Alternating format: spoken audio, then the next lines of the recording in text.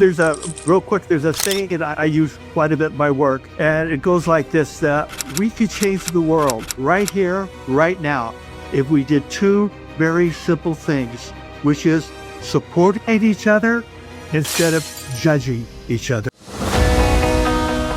Welcome to Coach Soul, the podcast where we explore therapeutic ways to the best versions of ourselves.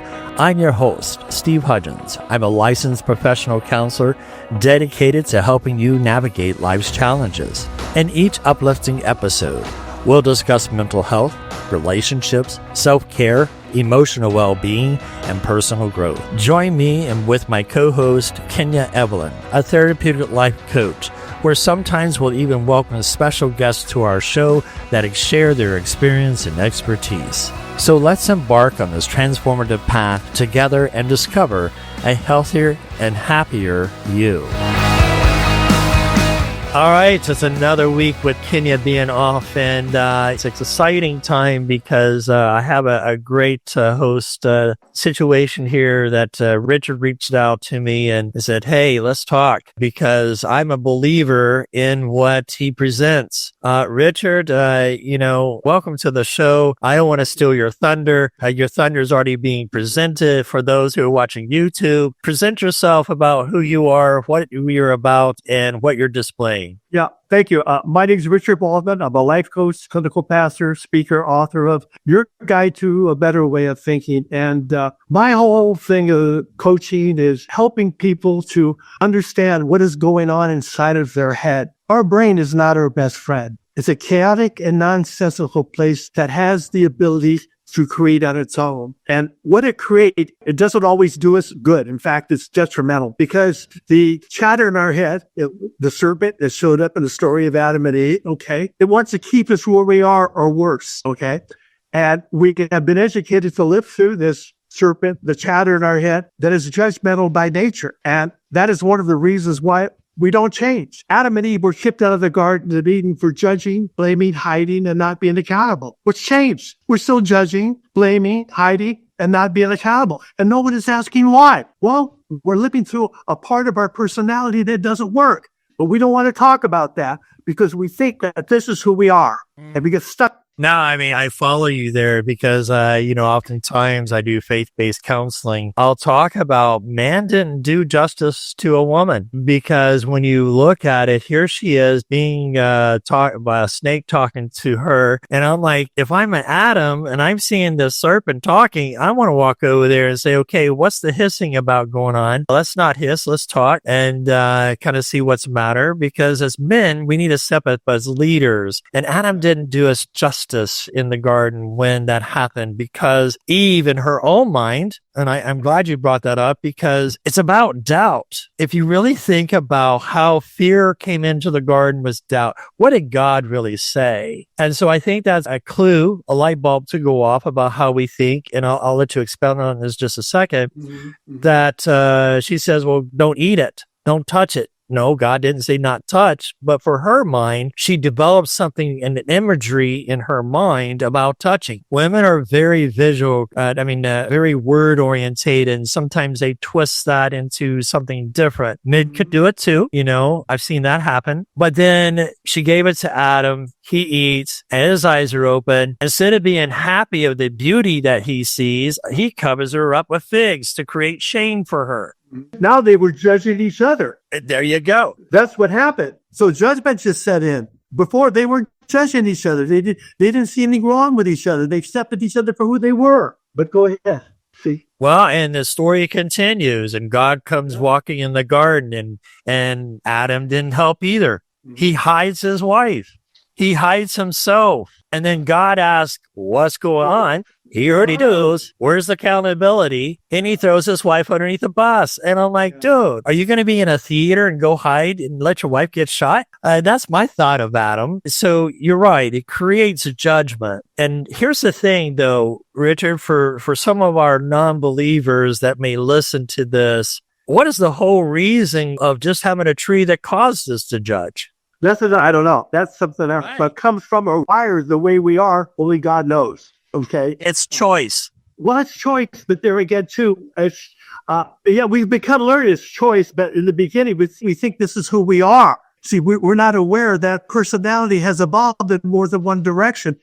There's a tree of life, the tree of good and evil, but we don't really understand it, how it relates to us. See, I believe, and I write about it, that today's psychology is the extension of yesterday's theology. Right. Many of the principles we practice today are biblical. This is not new. This has been going on for a long time, and the lesson is over and over and over. You see the tyrants of the world. You see these new Hitlers pop up. You think we don't learn a lesson. We don't learn anything because we've been educated. Well, this is who I am. It's all about me, you know? And that's what the self is about. And that's when the forbidden fruit, their eyes open. Don't we become full of ourselves? What we see is so great. We just did something as an example. This was unrehearsed. We're not rehearsed here. We're doing this live. And at the same time, it's like I presented a question, and I think that's what happens. We focus on why. And why is what I tell my clients. When we ask why, it's a judgmental question. And usually it could be a learning thing too, but it could. But at the same time, I try to help them to say this is a why. So when we ask questions of why, we're keeping ourselves in the past. So when I asked you, why did God do this? That's a judgment on God, on his choice of choosing putting the tree there. And we can be stuck in the past and argue in semantics. And as Christians, we don't need to be there. We need to be changing our thinking, as your book suggests, a better way of thinking, of what can we do in the present moment to work on our thoughts? And I could sit here and say, Richard, don't think about a white polar bear. Now, what did you just do? Yeah. It just happens magically. In my book, I've got a diagram that called the order to life. There's four factors that move us forward, and there's four that hold us back. The four that move us forward is awareness. Being aware that our personality has evolved in more than one direction. The present moment, which you just spoke of. The present moment and the chatter in our head cannot exist at the same place at the same time. Our present moment is our core to power. I can't change in the future. I can't change in the past. All I have is right now and right now and right now and right now. Conscious choice, thinking through what we are about to say and how it will affect us and those around us to act upon our current thinking. And the last one is to connect to what it is that you love to do. There's a saying, a biblical saying I love. If you bring out what is within you, what you bring out will save you. If you do not bring out what is within you, what you do not bring out will destroy you. And then we come to that part of us that holds us back, where we go outside of the realm that moves us forward. And it starts with judgment that works in conjunction with the chatter in our head that has the evidence. All the stupid things that we've done and said to show us that we're not worthy to have the light, and the hope that we will react. And we do react because we don't think very much of ourselves. It keeps us where we are because that chatter, the serpent, is alive and well. And we don't realize that we're existing outside of the realm that moves us forward. And judgment is the most destructive mindset you can have, because you cannot have a negative state of mind until you're judgmental. And I took everything and I wanted to put it in a format that people can understand, relate to. You can plug into it. It makes sense. It doesn't violate anybody's rights. It doesn't go against anybody's beliefs. But I believe it touches upon the rules, the things that we need to know that make life not only work, but make life not work as well. So the last podcast, we were talking about anxiety with Bonnie Brittle, and it's a good way to think about what you just shared about awareness. Oftentimes, I find my clients not in an awareness. They are in a reactivity because that's what they've been conditioned to do. Sure. We talked about, our culture is driven to fearmonger because of how social media, fake news or news will present fake stories, those type of things. And so when you think about awareness, most of my clients don't want to go into the awareness. I had a client that I was speaking to today, and she was saying, I don't want to be vulnerable. I don't want to be seen. It makes me feel uncomfortable. Is that not judgment? What is church? That who do we judge more than anybody else? Ourselves. Right. And then we project that onto other people thinking, well, they're not going to like me and things of that nature. Well, it's like you're not liking yourself first. Yeah. Steve, let me make a comment real quick. When I was a sophomore in high school, I was in gymnastics and I went out for the race. Okay. I was a sophomore and there was a whole bunch of sophomores. And even the bottom line, coach could only enter a few of us. And I worked really hard and I wanted to be one. I wanted to be chosen and I was. And well, right before the meet, I decided I was going to try something I had never tried before. Okay.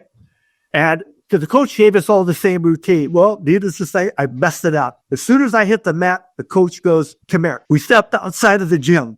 And he says, Richard, I want to ask you 2 questions. Okay? They're yes, no. They're real simple. Do you want to be a winner? Yes or no? Yes, coach. You're going to have to listen to me. Are you willing to do that? And so what I'm saying, we have to take a time to put our stuff aside and listen who we're talking to, who's talking to us. You're trying to empower me. But see, the chatter in my head is going on, probably discounting you. See, so that's what I'm saying. Clear your mind. Let's focus. I want you to listen to me. But anyway, I had to pick up on that when she just didn't want to hear what you had, because that insinuates she might have to change. And if she might change, then maybe that means she doesn't know who she is. And, it goes on from there. But anyway, I just want to interject that. No, I mean, I think that's something to talk about too, because oftentimes I hear, I don't know who I am. But I think that brings out a good point. When you say a better way of thinking, we do get stuck in whose voice do I listen to? And oftentimes the judgment sets in by our culture. Well, your opinion is different from mine, so you're a narcissist. You're this or that. And that's the factions that has happened in our society, unfortunately. Mm-hmm. And I'm like, who's going to be the bigger adult? And stop acting like children and blaming that their opinion doesn't matter. It goes back to, me being a military veteran. I protected the very freedoms that our country has. What branch were you in? Army. Me too. So when you get that concept, we are trained to protect. But at the same time, it's America was built on differences of opinion. There's a saying I use quite a bit in my work, and it goes like this. We could change the world right here, right now, if we did 2 very simple things, which is supporting each other instead of judging each other. Real simple. But here's the thing. Richard, it goes back into that garden concept. I want to hide because I don't like who I am, or I don't like how that person made me feel. I don't want to be accountable because God's so big. And so I get that picture where some people just leave God or don't want to believe in God because he's judgmental. So if he's judgmental, why should I become a Christian in the first place? Well, that's what we need to say, stand up and say. You want to be a winner? Real simple. But I'm going to play devil's advocate here, Richard. I want to be a winner, but I can do it without God. Okay, that's fine. Have you tried so far? Have you achieved what you wanted? Oh, I'm successful and things of that nature, right? All right. Then why are we having this conversation? I mean, if you don't need God, then you don't need anybody. Right. Right. Exactly. There's only 2 kinds of people. People who worship God and people who think they are God. All right. Real simple stuff. We make this far too complicated. This stuff is really simple. Look, do you want to be a winner? Yes or no? You're going to listen to me. You're going to do it. This is not science. This is not rocket science. We're not dealing with Elon Musk. We're talking about, come on. This is real basic, simple stuff. So here, if you're saying it basic, let's challenge this, because I am a faith believer in, things that I've been through. God has shown me a lot, and when I say, why God did you do this? I'm judging myself first and putting God in a position of a genie that he failed me. And that's not the approach. People think oftentimes that God is the destroyer. No, it's the enemy that destroys to change our mind into thinking that God is the one that's in control that hurts us. That's the chatter in our head. This is not who we are. We don't understand that. Our brain speaks to us in a language we can understand, but we have to understand what it's telling us, because a lot of what it tells us is wants to take us in the wrong direction. Okay, how many times we look back, we go, God, I should have did what I did. I should have said what I said. But that moment, that chatter, oh no, Steve, go ahead and say it. Then later on, you think, why did I do that? Why did I do that? Okay, but we don't think about what's going on because we don't question anything. Guilt and shame come in when truth is revealed. Yeah, that's something else too. It keeps us with you there again. The chatter wants to shame us because it keeps us where we are. That is one of my belief. One of the goals of the chatter is to keep us where we are. That's why we don't change. It wants to be right. It wants to be in control. It doesn't want to be accountable. It doesn't want to hear this stuff. Because if I change a belief, my ego, if I change the belief, my ego is worried because what if I change another belief and another, but the next thing you know, I don't have an ego. I've logicked my way out of my ego because I don't need it anymore. And the ego doesn't want that because it wants to hang on. And for example, I've dealt with people, okay, that's suicidal, people who are feeling, that way. And one of the questions I get into, I have a kind of a formula. It's, exposure, comfort, relationships, business, because I always want to develop relationships with people that I'm talking to. And one of the questions, do you really want to die? And usually the answer is no. But you know what it is they want? They want to kill the chatter in their head, but they don't know how. The chatter says, oh yeah, you can get rid of me, but you have to go with the process as well. So, Richard, let's kind of dive in and break this digest by a little bit here. Sure. So that you and I know exactly what we're talking about. Right. Because we're in the industry, but our viewers and listeners may not know exactly what we're talking about. They can identify with what I call monkey chatter. You can't even give it a banana to stop. It just keeps going, try out monkey business, and it just drives you nuts. But here's the thing. You put your 2 cents in, and I'll come from a therapeutic side of it. Where's this monkey chatter coming from? Our brain. We're wired that way, Steve. Our brain speaks to us in a language that we can understand. Now, why it speaks in the tone that it does, I don't know. But we're wired that way. We all have, when I mentioned to somebody, that chatter, oh yeah. Roman says, what chatter? Right away, they light up. Oh yeah, I know that. Oh yeah. We all know it. Okay, you talk about conversation. We don't talk about it. We don't talk about it. See, that's the thing. And I remember years ago, sometimes I would say things to my wife. She says, why are you telling me this? I said, I don't know. I just feel better. Not that it was any wrong, but I just wanted to express some things to her. And I just feel better doing so. I don't know. It's just one of those things. Well, from a therapeutic side, we could digest this a little bit more. Chatter stems from the child. Meaning that the child wasn't seen, wasn't feeling emotionally safe, wasn't heard. Mm. And so when we get shut down as a child, that monkey chatter starts because then it's like, how do I please my parent? My parent's not here, so it must have been me that caused the divorce. And if those thoughts are not challenged as a child, it grows and grows, and it becomes like black mold in a house. It continues. See, it's a virus. We just pass this stuff down. Our parents got it from their parents, and we pass it. It's a virus, and we just pass it right along. No one questions it. So that means that we get comfortable. Oftentimes, I've shared this in the past on other podcasts, and I think this is appropriate here. When you think about Paul in the Bible, who is actually Saul before being converted, he was a zealot. He was after killing people because they were going against what the Jewish customs and religious factions that were there. And so when Saul met Christ, was changed, was baptized, became a Christian, things changed. Now, we know as biblical scholars that he wrote most of the epistles in the book of the New Testament. Well, what I find fascinating when it comes to Paul, scholars think he says, with what large letters I write to you, that it was an ailment, it was an eyesight issue, because he says 3 times I pray to God to remove this thorn in the flesh from me. And he says, my grace is sufficient for me. So when I think about looking at that situation, it's interesting because it's not an ailment. It was his brain getting to him. And I think that's a great mental health.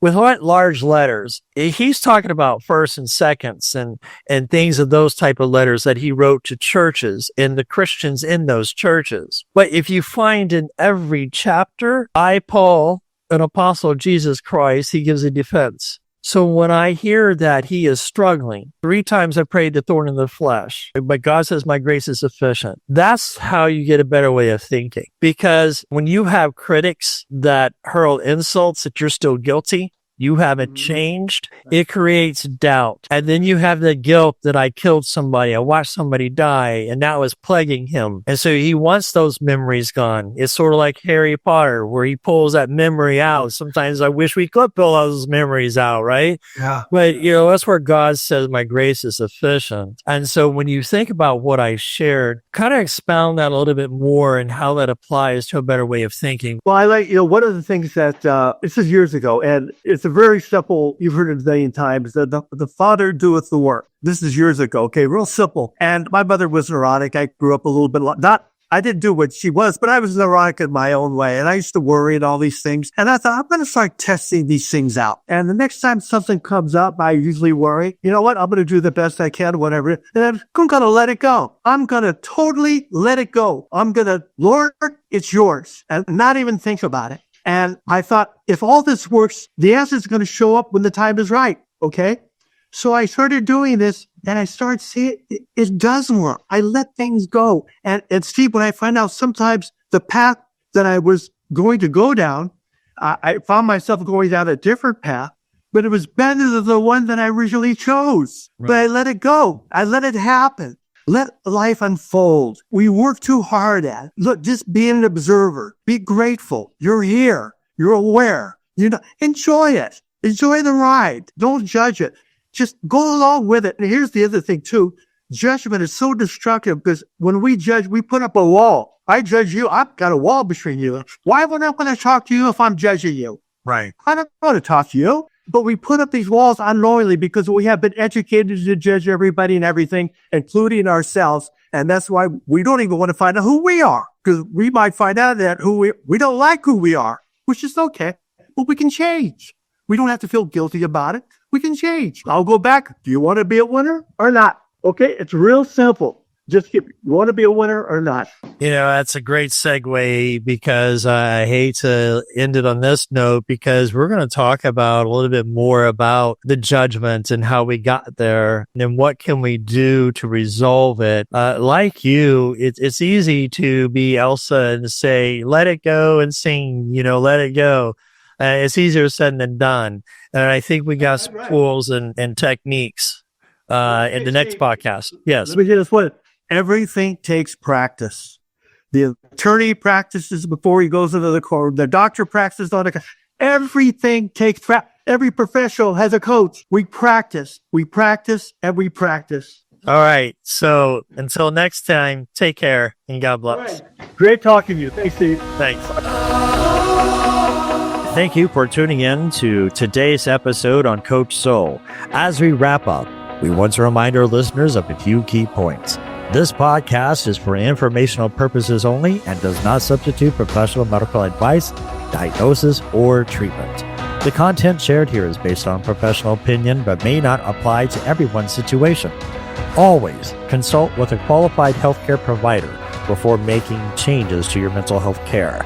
If you're in a crisis, please seek immediate professional help or contact a crisis hotline. Listening to this podcast does not create a therapist-client relationship. For personal advice, please consult with your licensed mental health professional in your area. Remember, your mental health journey is unique. While we hope this information is helpful, it is crucial to work directly with the qualified personnel for your specific needs. Thank you again for tuning in to Coach Soul, and we'll see you next time.